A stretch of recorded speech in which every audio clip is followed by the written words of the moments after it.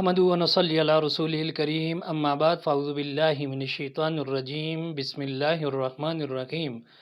سلسلہ سوال و جواب کے ساتھ میں ہوں عادل امتیاز۔ ایک سوال پوچھا گیا کہ کیا کسی مجلس یا محفل میں شریک ہر ایک سے ہاتھ ملانا ضروری ہے؟ اس بارے میں یہ بات سمجھیں کہ سلام کرنا اور مصافحہ کرنا یعنی ہاتھ ملانا یہ نبی صلی اللہ علیہ وسلم کی مبارک سنت ہے، اور حدیث شریف میں مصافحہ کو اسلام کی تکمیل قرار دیا گیا ہے، اور یہی وجہ حدیث مبارکہ میں آتا ہے کہ جب دو مسلمان بھائی آپس میں سلام کرتے ہیں تو ان کے ہاتھ چھوڑنے سے پہلے اللہ رب العزت ان کے گناہوں کو معاف کر دیتے ہیں۔ ایسی صورت میں تو سلام کرنا اور مصافحہ کرنا درست ہے اور ثواب کا باعث ہے، مگر بعض اوقات ایسی صورت پیش آتی ہے کہ جب کوئی باہر سے آتا ہے تو بہت سارے لوگ بیٹھے ہوتے ہیں اور ایک مجلس شروع ہوتی ہے، اور وہاں پر تمام کے تمام لوگوں کے ساتھ مصافحہ کرنا ممکن نہیں ہوتا۔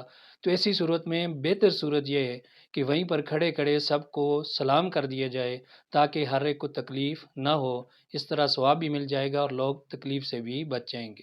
وآخر دعوانا ان الحمد للہ رب العالمین۔